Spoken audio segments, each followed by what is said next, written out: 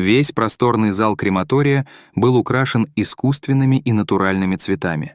Много траурных лент и сотни свечей довершали картину. Вот-вот должно было состояться отпевание, и батюшка уже стоял рядом с 4 гробами, посматривая на часы. Сегодня усопшие были только православными, поэтому обряд был один на всех. Для этого отвели центральное помещение. Священник смотрел на лица родственников и друзей, которые собрались в зале. Многие тоже не могли дождаться, когда начнет церемония. Оставалось подождать, пока появится еще одна похоронная процессия. Батюшка перекрестился. Уж очень хотелось выругаться. Так долго все ждали родственников последней усопшей. Наконец двери открылись, и внутрь зашла похоронная процессия. Все вздохнули с облегчением. Гроб поставили на постамент. В нем лежала молодая женщина. Родня заняла свое место в зале, и священник смог приступить к обряду. Отец Михаил все чаще ловил себя на том, что поглядывает в сторону скорбящих родственников. Уж очень молода и красива была покойная. Да и проводить ее в последний путь пришли лишь 3 человека. Выглядели они странно, будто и не роднёй ей были, а так, незнакомцами. Первым был мужчина в дорогом на вид костюме. С ним сидели 2 женщины, тоже одетые с иголочки. Все были в черных нарядах, но при этом мало походили на скорбящих. Выглядели все 3 уж очень похожими. Священник постарался не отвлекаться и, наконец, закончил службу. Теперь родные могли сказать последнее «прощай». И вновь внимание собравшихся привлекли члены последней траурной процессии. Одна из женщин начала наклоняться к гробу, но внезапно вскрикнула и начала падать. Вторая успела быстро среагировать и не позволила ей удариться об пол.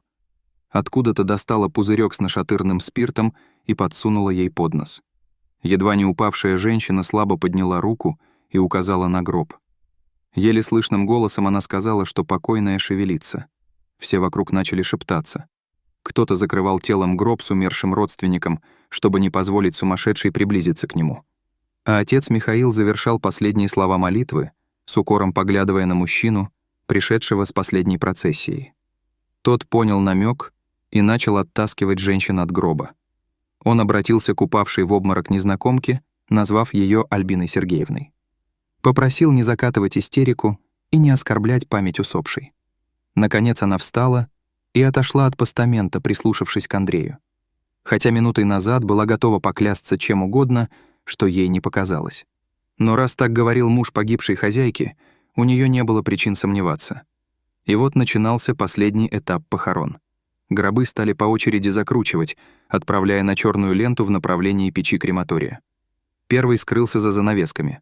Родственники спешили уйти, чтобы скорее забыть кошмар, который им пришлось пережить. Прах выдавали лишь на следующий день. Наконец, последний гроб поставили на длинную ленту, провожавшую тела в последний путь. И в зале больше никого не осталось. Только мужчина, который пришел с 2 женщинами. Владелец частного крематория был его другом, и он знал, как здесь все устроено. Сразу за дверью находился еще один зал. Туда отправляли гробы, и именно оттуда их перемещали к печи, расположенной в подвале.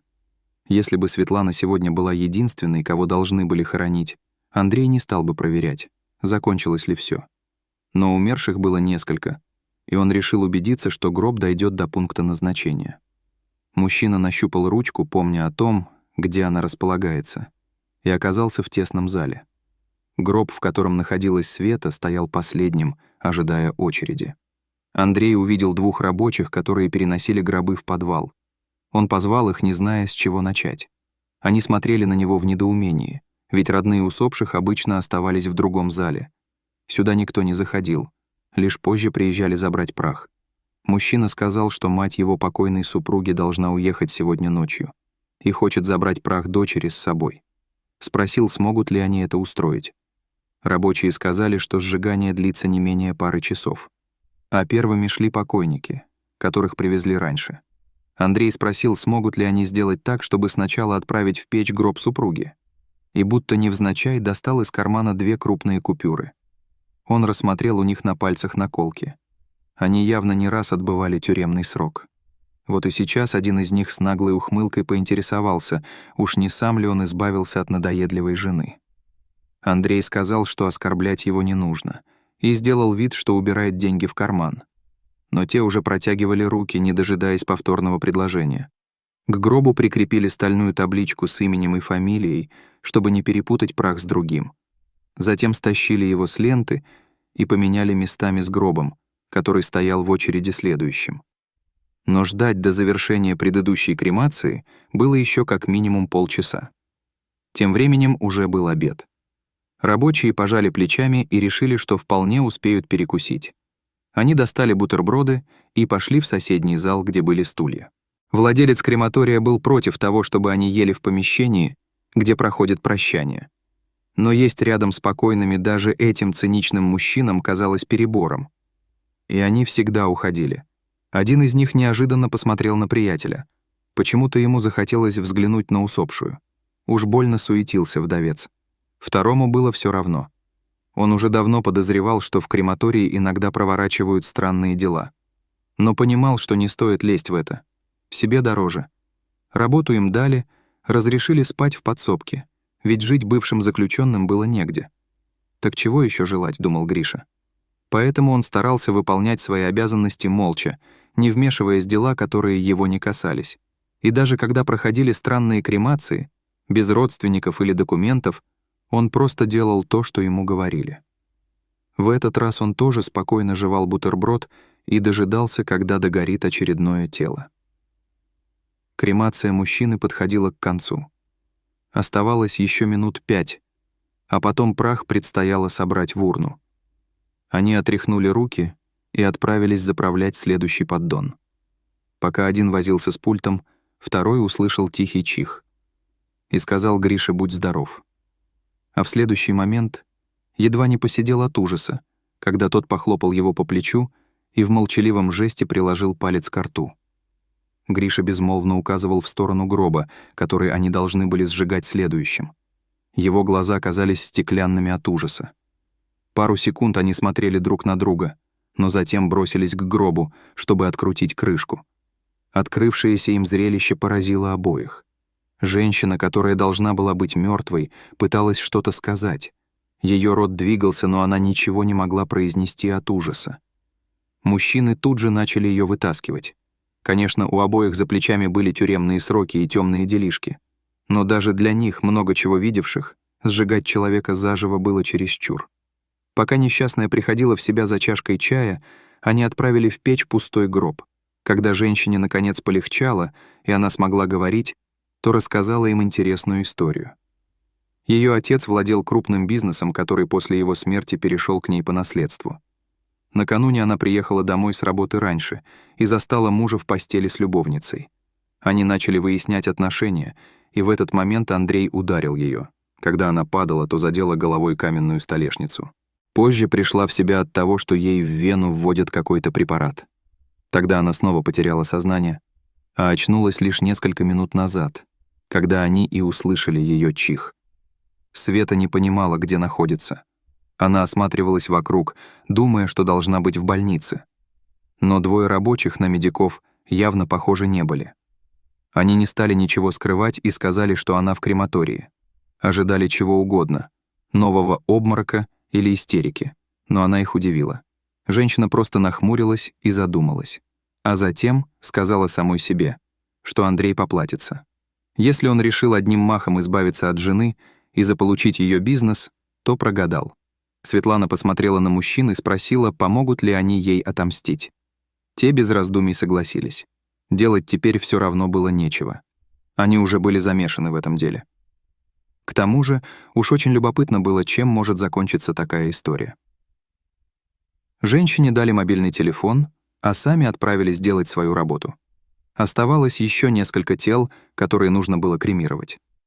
До прихода неверного супруга оставалось еще пара часов. И вот приблизилось назначенное время. Андрей, который не сомневался, что дело уже сделано, зашел в крематорий. Гриша провел его в зал, где не было света и горели только свечи. Сказал немного подождать, чтобы он принес прах. Мужчина остался один в полутемном зале. Он чувствовал, что ему немного жутковато тут находиться. Но это были пустяки, по сравнению с тем, что ждало его в ближайшем будущем. Теперь он был свободен и богат. Ликование внутри нарастало. Он мог прямо сейчас выкинуть ее прах и делать, что захочет. Андрей думал, что вряд ли когда-нибудь решился бы повторить это. Так что все сложилось удачно. Пока он рассматривал зал, из темного угла к нему направилась смутная фигура. Она явно была женской, но он не мог узнать, кто это. Не раз здесь устраивали корпоративы, поэтому он знал всех, кто тут работал. На женщине была медицинская маска, и он не мог разглядеть ее лица. Она остановилась рядом и протягивала ему урну. Мужчина посмотрел на нее и спросил, почему она из керамики, ведь он выбирал латунь. И тут незнакомка бросила урну прямо на пол, разбив ее, и сорвала маску. Тут же загорелся свет, и непонятно откуда ворвались вооруженные люди. На руках ничего не понимающего Андрея тут же застегнули металлические наручники. Пятясь к выходу, он во все глаза смотрел на свою жену, в чьей смерти еще пару минут назад был полностью уверен. В этот день арестовали не только его. Следователям еще предстояло разобраться в том, какие темные дела проворачивали в этом крематории. А Света с невозмутимым видом стояла у входа и смотрела, как ее мужа сажают в полицейскую машину. Она не проронила ни слезинки, и казалось, ей вообще все равно. Бывшие уголовники, стоявшие неподалеку, смотрели на нее с уважением. Люди, которых считают близкими, тоже способны совершать жестокие предательства. А как бы вы поступили на месте героини этой истории?